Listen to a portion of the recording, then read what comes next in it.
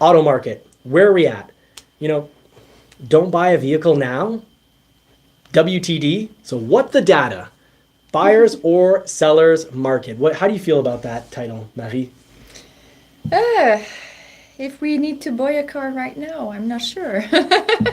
I'm not sure. I see the market doesn't slow down that much as we were thinking. People still buy a lot of stuff more than before the COVID. Mm-hmm. So I guess it's a special market. It wants to slow down a little, but not that much. So I like that summary. It's a very general summary, but I like it. So WTD is what the data. You've got so many YouTube channels right now saying, don't buy a vehicle right now. They're saying avoid it at all costs. And I don't agree. I don't agree because of the data. And we're going to jump into this. We're going to cover it quickly. But, you know, we've got some conclusions on some channels that I really like watching, but don't always agree with 100% of everything that's being said. Right now, one point that's being brought up is auctions have less vehicles. And if auctions have less vehicles, Because people buy it. no, the conclusion was that new vehicles must not be selling. Trade-ins aren't coming in, so that if they've reversed engineered, you could say they're using logic, and that's great, but they're figuring if at the end, their end, the used dealer end, they're saying as a used dealer they go to auctions and now they're seeing next to no vehicles at the auctions, that it must mean that there's next to no vehicles on the new end getting sold. That's true. And that makes sense, but it's absolutely not the case. Lots of vehicles, folks, new vehicles are getting sold. And it's because we don't have one economy. We have subsections of the economy. So you can have, and vehicles really show you the whole spectrum of the economy. So you've got, your Ferraris and your Lamborghinis at the high end, the multi-millionaires and billionaires buying those. Then you have, pickup trucks, which nowadays you have to be pretty wealthy to buy. You have to have a pretty big salary to buy a pickup truck. But those prices are driven by construction companies and the demand in construction. Heck, if construction demand gets cut and construction workers are getting laid off and there's no demand for building, truck prices are going to come down because the majority of where those trucks are going aren't going to be going there anymore. They're going to be sitting on lots. Dealers will be paying lots of interest, and prices would skyrocket down. They'd come crashing down. Yeah, and I don't know if it's only me, but if we come back from 20 or 30 years ago, people in construction had more older pickups all scratch, and they doesn't mind to scratch it. And now they want to change trucks each year before they have too much mileage on it. So it's totally different. It's the taxation system because, 20, 30 years ago, I'm going to say it straight up, but a lot of construction workers, I'm friends with you all, and I know you guys were all doing jobs under the table, and I know you're taking cash and not declaring it with the government, and you guys were pretty proud about this, but... And now the deduction for the truck, too. Now they're watched and they're paying their taxes, but they don't want to pay taxes because their dads didn't pay taxes. But they want, and they can only get away with so many under the table cash jobs. So what are they doing? They're looking for deductions. They're educated. They know, they've learned how to use the tax system to their advantage. And then they know that their vehicle is a huge tax deduction. And they want a nice vehicle to roll around with. So they're like, you know what, if the government is making it so that I can't do, 80% or 70% of my business under the table, and they're now declaring everything and potentially having to pay taxes on that revenue, what are they doing? They're willing to spend just about all sorts of money on a truck because it's a business expense. So trucks have become, that's why, folks, trucks have become so luxurious. That's the driving force behind luxurious trucks. It's what has made prices skyrocket. Yeah, and it's not only in construction that it does that. Sometimes people have a Porsche for a car company, and it doesn't fit with what they do. Like they do laundry. Cadillac Escalades in the States, a Cadillac Escalade, because it's so darn heavy, you can year one 100% tax deduct it. And because you can use, $100,000 of the whole cost of your Escalade as 100% deduction in tax, those things are expensive. And you've got buyers for it. So when you have demand, and anytime demand outpaces supply, prices go up. When demand comes below supply, supply's high, demand's here, guess what's going to happen? They're going to have to bring down the prices. They got it. The only way to bring down supply when you don't have demand is to bring down the price. And you bring down the price either by interest rate or by a rebate. But remember here, I think this is probably the first YouTube channel. I think we're the first YouTube channel to actually cover how the history behind trucks getting so expensive. Because yes, construction workers used to drive these old trucks because they didn't want a big flashy truck, because the big flashy truck, the government would go, hey, how can you afford that truck when that truck is the price of apparently what your company makes in profit in an entire year? What's going on? And they didn't want to say, well, we're working under the table, we're taking all sorts of cash jobs and we're not declaring revenue. But now they have to declare pretty much all their revenue. So they want and can easily afford these expensive trucks because of tax deductions. So that's the future of trucks. As long as the construction economy is going well, the truck prices are going to stay high. And I'm not in a position to wish that, wishing for truck prices to come crashing down is kind of wishing for the main staple of our economy to come crashing down. Construction is a major sign of whether economy is doing well or not. When things aren't getting built, skyscrapers, houses, apartment complexes, when things aren't getting built, we saw it back in 2008. When things aren't getting built, things are tough for everybody. So we've got JM Genoa. I do think that a limited at 80K cost. Can you buy a Lightning for 80K? Yes, even in Canadian, you can buy a nice XLT Lightning for 83 Canadian, so definitely under that in US dollars. And even 510 Lariat Lightning is 93,000 Canadian, extended battery 110. So in Canadian, in US dollars, it's roughly 25% less. So 80K, you can definitely get a Lightning. Now, the title is WTD instead of WTF, but WTD is what the data. So let's cover actual data. Now, we covered a little backstory. I truly think that the reason truck prices have gone up is because construction has boosted these prices. They've demanded more luxury. They can handle, you had this huge demand for these trucks, and they can swallow these bigger payments. Back when it was mostly just farmers buying a new truck once every 20 or 30 years, well, there wasn't very much demand on trucks, and nonetheless there was supply, so it kept prices low. And that's generally the story of whether it's a buyer or a seller's market. It's all about demand and supply, and supply has gone up a lot, folks. Production across all the companies have increased dramatically. And where are we seeing the biggest rebates? 233% increase in rebates from 1 year ago. BMW. Less, construction guys aren't getting BMWs, but they've got all that extra production. The production went up. They've got extra supply. So now prices are coming down, and actually prices have compared to a year ago, rebates are higher.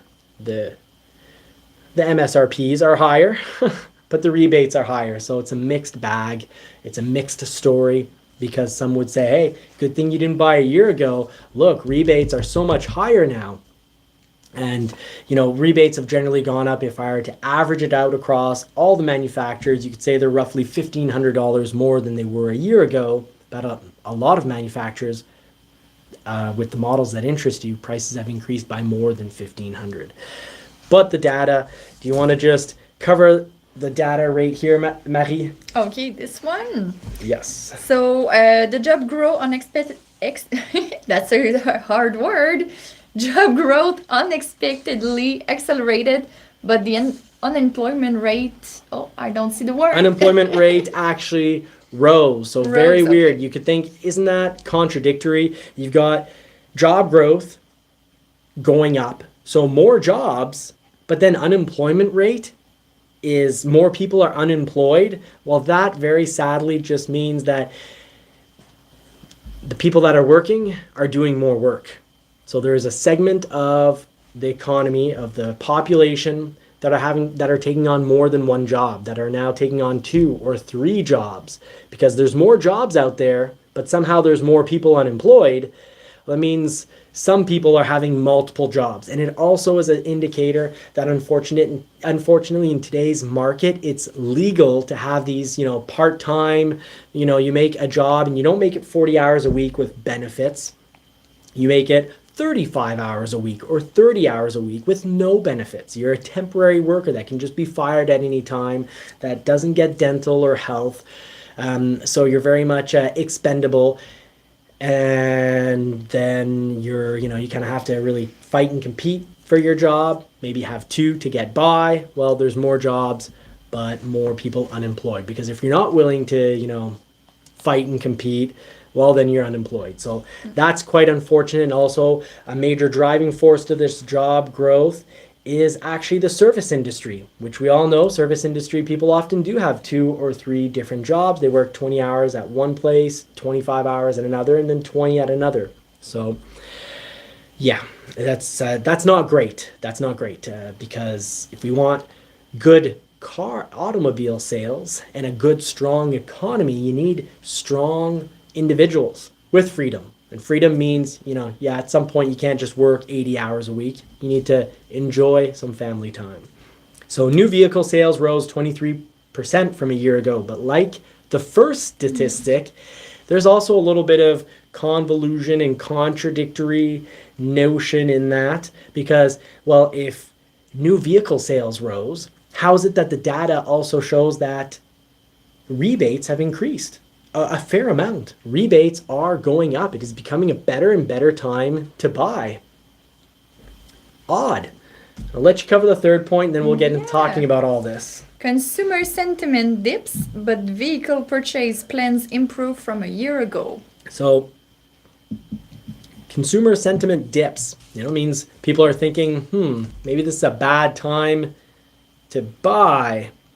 But the plan to actually buy a vehicle now is better than it was a year ago. And I feel that's fair, and it also goes to show that rebates are very misleading.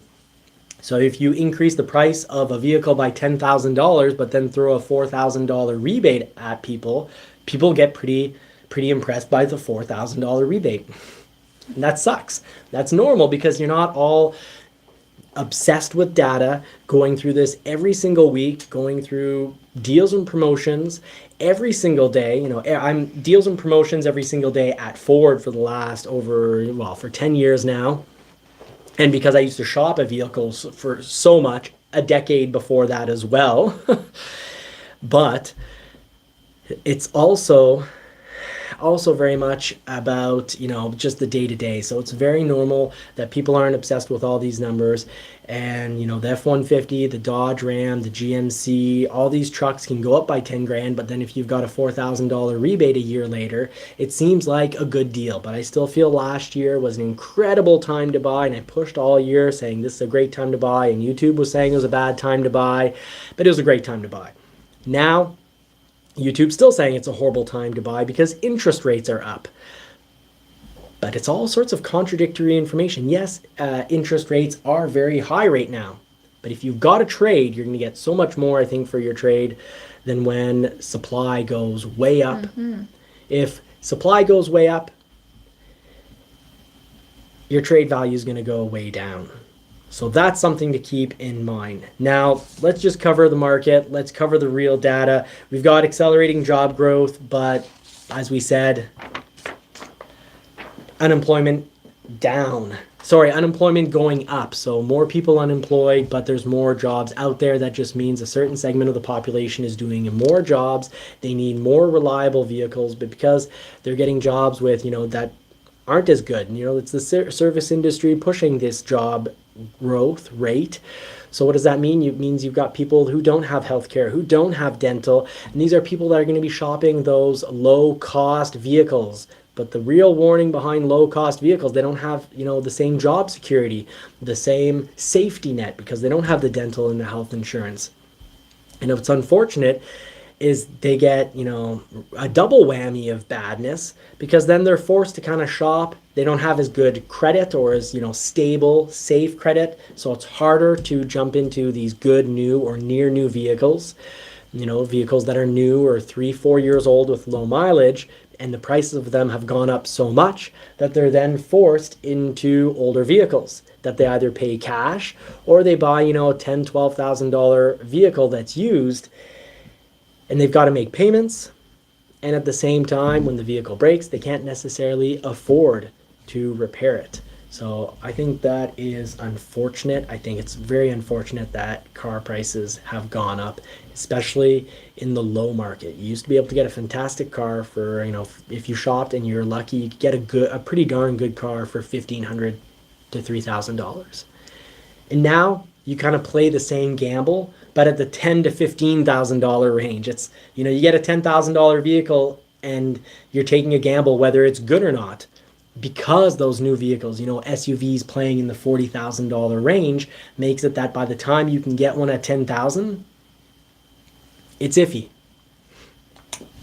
Okay, so unemployment rate increased to 3.7%.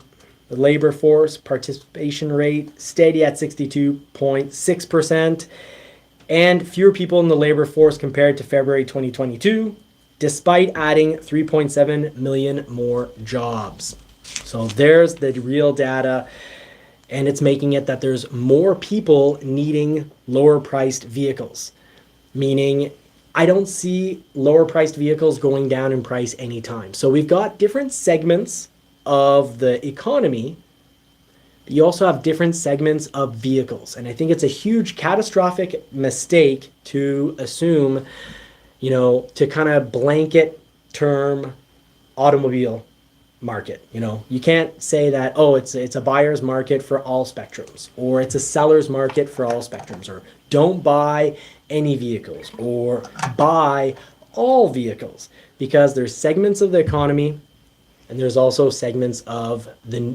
new and used automobile market. So the sad thing, the bad news I've got for you all tonight is things aren't going to get any easier for people who shop $10,000 and less vehicles.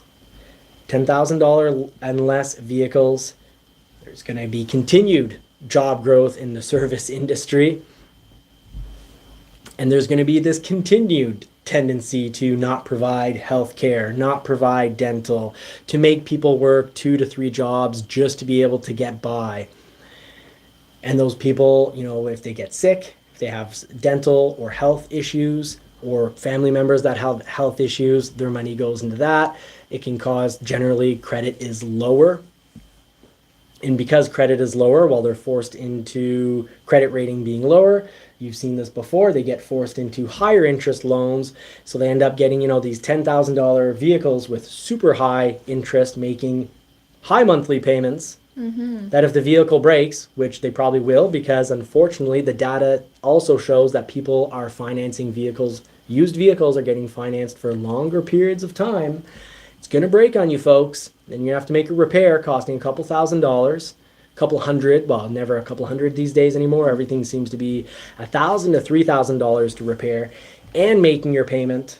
Yeah, and now they sell in a third chance of credit and stuff like that, 29% interest. So, and people still continue to buy. I don't know why, but people need to get to work. To go to work. People need work. And sometimes it's people who just want, how can I say that, a bigger car than what they can afford. Yes. Sometimes we see people just don't know how to calculate and have a budget. And that's really good advice. Calculate your budget, find out really what you can afford on a vehicle, and calculate into your budget if something goes wrong, if the vehicle breaks. So make sure that when you calculate your budget, your monthly automobile purchase doesn't bring you just level and you have an extra $100 for, play money. You need to have the type of budget that says if something breaks on a $10,000 car, I recognize it's going to be, $1,000 to $3,000, and I can afford that. Yeah. And if you're on a second chance of credit, no need to buy a Porsche or a Jaguar. Buy cash. Yeah. If you're on Buy a second, Hyundai Accent. if you're on second chance or third chance credit, our biggest advice that we'll give it you is buy a vehicle cash. Take the bus That's if you very have to. advice. Bicycle. Take the bicycle if you have to. You know how I feel about cyclists. But if you're cycling to work, you're stoic, and my hat, I salute you.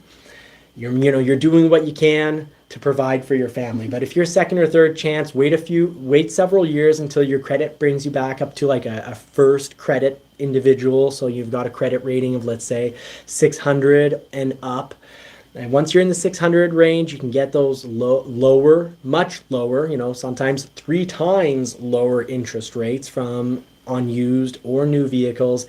Until then, buy cash, because you don't want to buy a $10,000 vehicle at 22% or 30% interest and end up paying it 3 times over. You don't want your $10,000 vehicle to cost you $30,000, because you're never going to get you're never going to get to the end of that loan. The vehicle's going to break. You will be in a situation where you can't afford to pay it, and you're going to continue to make payments on a vehicle you can't drive. Or you'll just stop making payments on it, and then you'll have 0 credit. And then you're back to route 1, where you can only pay things cash. So avoid the whole, personally, I think $10,000 vehicles, 0 to 10,000 is a great, you can still find the occasional good vehicle. You can get lucky, but pay it cash. Or have so much leftover budget that you can definitely handle that $2,000-$3,000 repair. So that's one segment of the economy, and it's one type of car purchase. It's its own segment for its own section of the economy. Then you've got, the middle class, of course, is being bled out on these new and used SUV prices, because they've gone up. They're in the $40,000 range, but they continue to sell pretty well.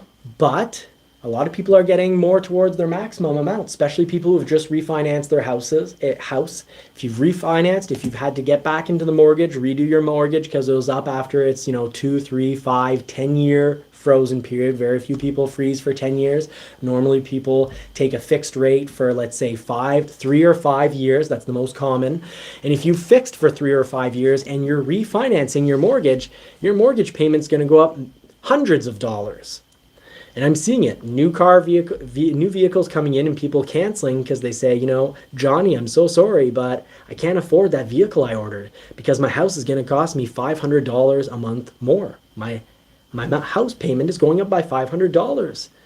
That was what the extra money I was going to spend, on a, $800 a month Escape. That's what I was going to spend on the $800 or $900 a month Escape payment.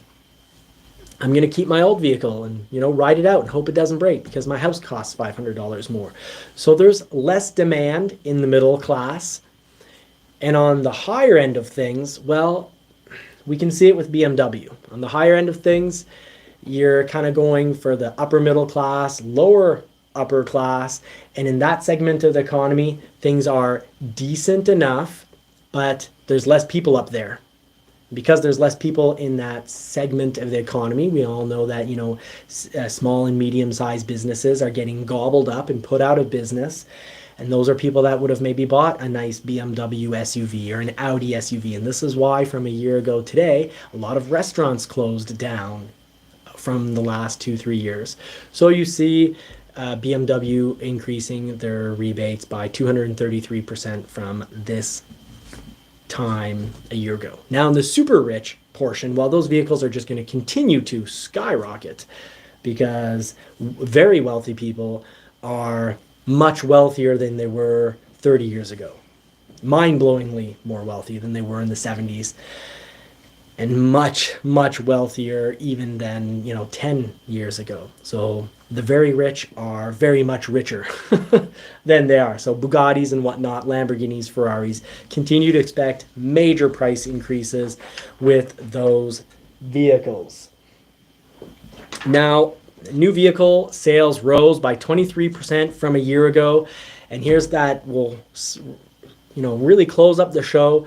with saying that the market is a mixed bag. It is very hard to understand, but it's a lot easier to understand when you break it into different segments of the economy, because different segments of the economy are being affected in different ways. Jobs requiring less education are being impacted worse, but technical jobs requiring technical skills, well, that's actually very much increasing segment of the population. So if you have a trade, if you're an electrician, you're a plumber, you're a construction worker with a specific trade within construction, well, your salary is going up and up. These businesses are creating bigger revenues, and truck price. What are these people buying? They're buying trucks. That's where, again, we can say trucks have gone up, because for their segment of the economy and the population, while that segment of the economy is doing extremely well. So as long as people are having things built, having things renovated, I don't expect truck prices to miraculously come crashing down. Now, rebates at Ford on the trucks, at GM, have gone down. And at Dodge, they've gone down tremendously because people really don't seem to want to buy a Dodge. Dodge, Rams, and Jeep as well. Jeep and Dodge, generally, there has been the supplies, this production went way up, but supply also came down. So they've got a lot of vehicles sitting around on yards, and dealers and manufacturers, everyone's paying interest.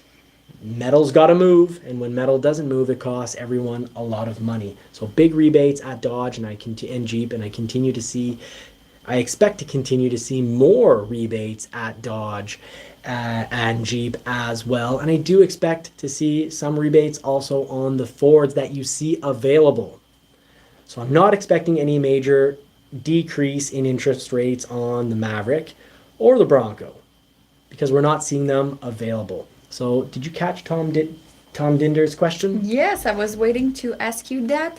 It's about the order banks that will open up in 6 weeks for the Maverick and the Bronco Sport. So he wants to know if you have any update of an upcoming hybrid Bronco Sport. None yet, and I will bring it to you as soon as I've got it. But I do have some interesting information when it comes to prices. Prices on vehicles that are available generally across the market are going to come down a little, and we're going to see it especially with the American vehicles, and that's because the American companies have been able to control production a little by finally feeding fleet sales. So the strength in May, so May was a very good month for moving metal. So the strength in May was again very much supported by fleet sales. So in 2021 and 2022, Ford, GM, Dodge didn't send that very many vehicles off to governments. Major, huge companies, what we call fleet sales. Because they wanted the few vehicles they are able to produce, they're producing them for customers. A little bit more profit in doing so, but also it's your base that really can't wait. You lose someone, a customer, if that's always bought Ford, you lose them once, you might lose them forever. Whereas pretty much everyone, all the manufacturers were telling governments and big fleet sales, well, you're just going to have to wait for your vehicles right now. So what's going on over there is 45%. Fleet sales are up 45% from a year ago. Sales into large rental fleets were up 74% from last May, and sales into commercial fleet up 20%. So while May came with a 23% increase in sales from a year ago, fleet sales, when you look at the numbers, so government fleet up 45%, rental fleet up 74%, and commercial fleet up 20%, as well as sales into government fleets up 57%. That's a lot.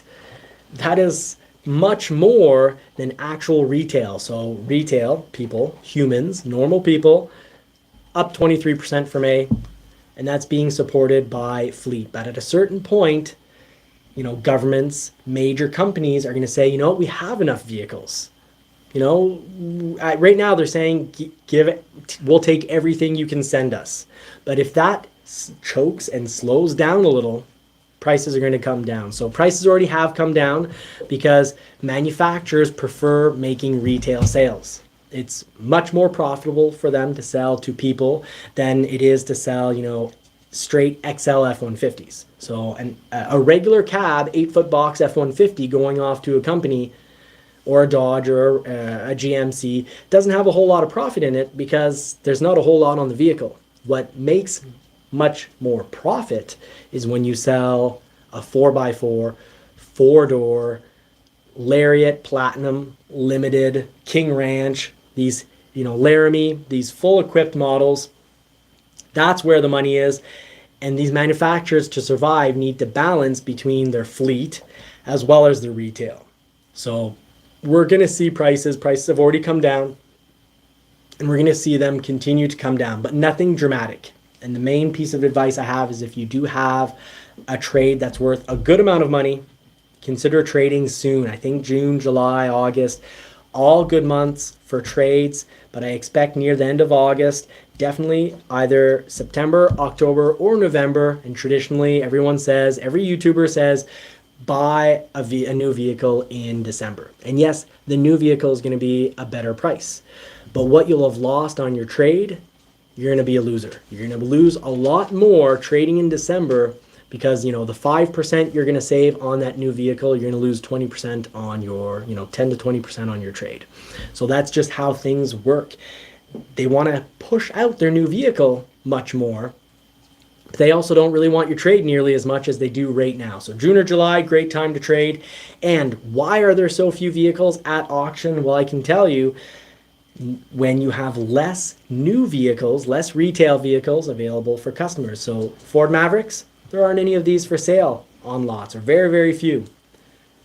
Very much true for many models at many manufacturers. And the result is if a new dealer has space, they're used to having, let's say, 300 vehicles in inventory, new vehicles, and 300 used vehicles. Well, if they have 100 new vehicles in inventory, what are they going to do? They still want to make money. They're going to increase their inventory of used vehicles. So used vehicle specialists that are thinking that the market's going to come crashing down in prices because, no one must be buying new vehicles. That's not the case. The data's here. People are buying new vehicles. But dealers are keeping the trades. Instead of sending off the trades to the auction house because they say, I don't have time for that. They do have time. And we used to say, we don't have time to deal with used.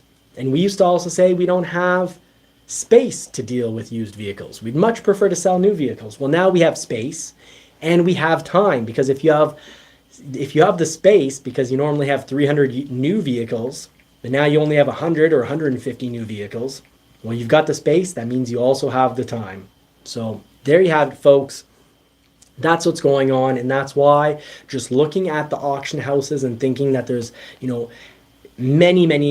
so fewer vehicles, used vehicles going to the auction houses, that it must mean, sales are really crummy and there's going to be this huge change in pricing because they're going to have to adjust. New manufacturers adjust their prices very quickly. I can tell you that. They can, within the same month, they can say, scrap the current plan, throw a $4,000 rebate in. We saw it in May. The F-150 went from zero rebate to $4,000 of rebate in the same month. Why did they do that? Because they saw that there wasn't enough movement. There weren't enough new sales. But there are still a lot of empty spaces on new vehicle lots. So right now we have a historic amount of used vehicles for sale because we want those used vehicles, because we have the time and we have the space to take them on. So we're not sending any vehicles to the auction houses. And because we're sending less vehicles to the auction houses, well, a lot of the people that would often go to the auction to buy their vehicles, they're coming to us directly. And they're picking them up before they even go to the auction houses. So sometimes they come around and they say, well, what have you had for sale? They go, do you have any vehicles you want to sell me? Before you prep them. And often the answer is no, we want to try to sell them. And then the next question they ask is, well, do you have any vehicles that you've been trying to sell for a while and you're not selling them? Maybe because it's not your brand.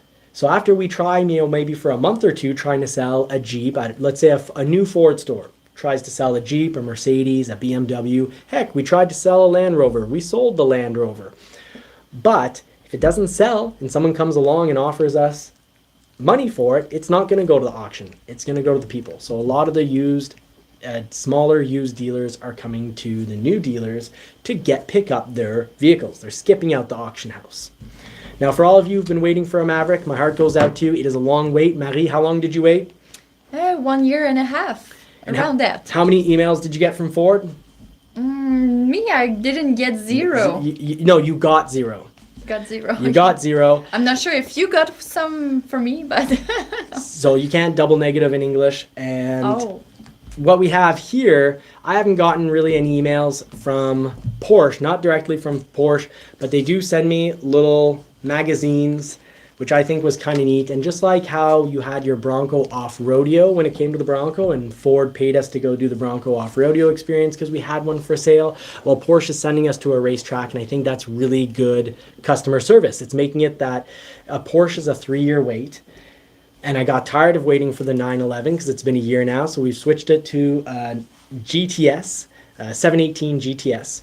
So that's what's going on there, but we look forward to trying him out on the racetrack.